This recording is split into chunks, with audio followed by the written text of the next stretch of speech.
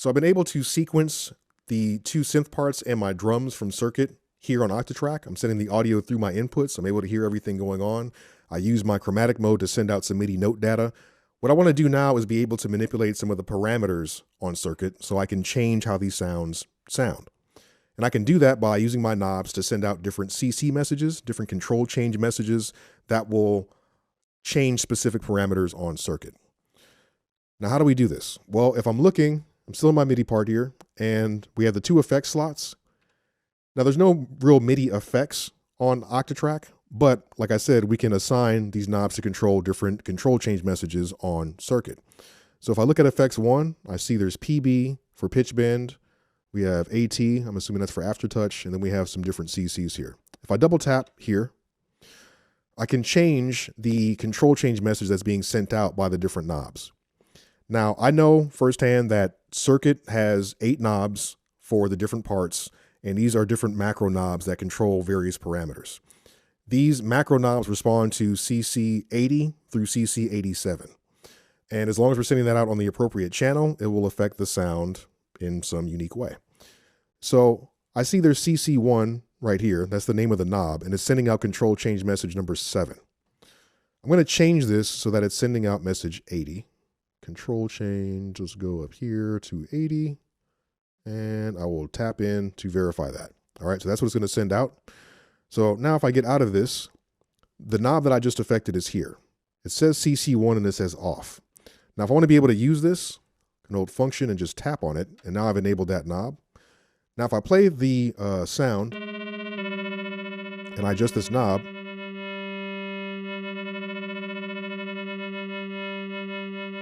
now that's affecting a parameter for that sound on circuit.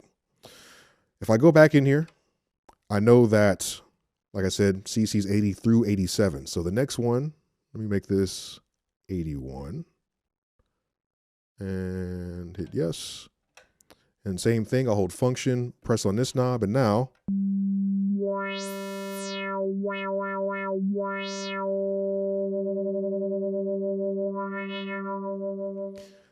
before I go any further, I have 2 parameters that are on Octatrack that can be affected by different things on this device. For example, my LFO. We just talked about the LFO. This is a great way for us to utilize the LFO. So let me go over here, get into the LFO setup, and I'm going to change the parameter for the first LFO, and this is going to affect, let's see, here we go.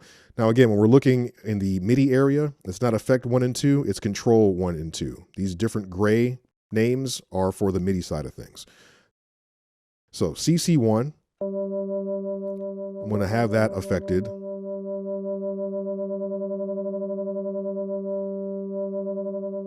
There we go. Increase the depth even more. I'm going to go down to LFO2 and assign this to CC2, and we'll give this a different shape. In fact, I'll give this the random shape. Here we go. And give this some depth. Let me make this a little bit faster.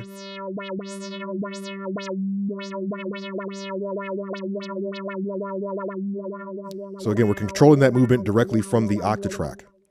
Let me play this again.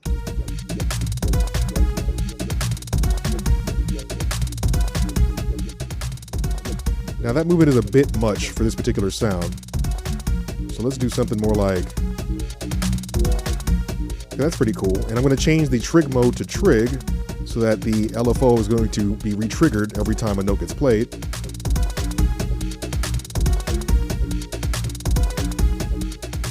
And I think I'll do the same thing for the first LFO as well. So this is a trig.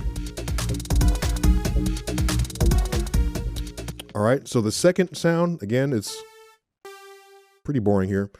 So let me go to effect 1 or control 1, I should say. And I'm going to try some different CCs here.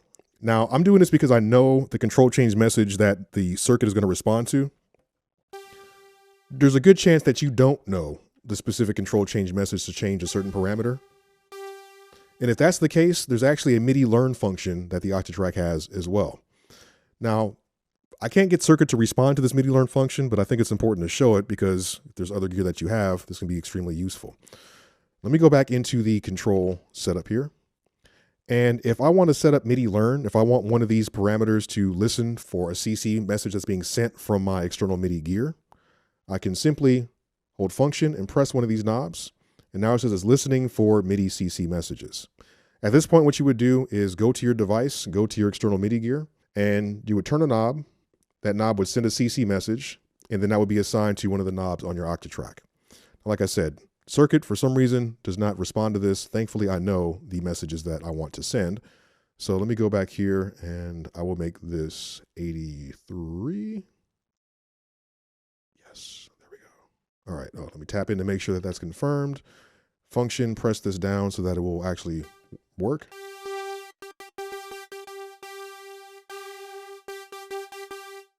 All right.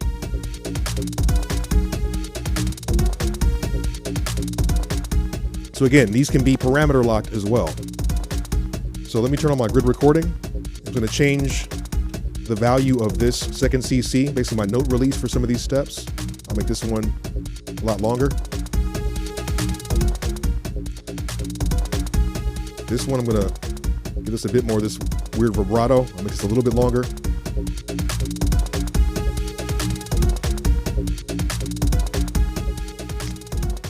All right.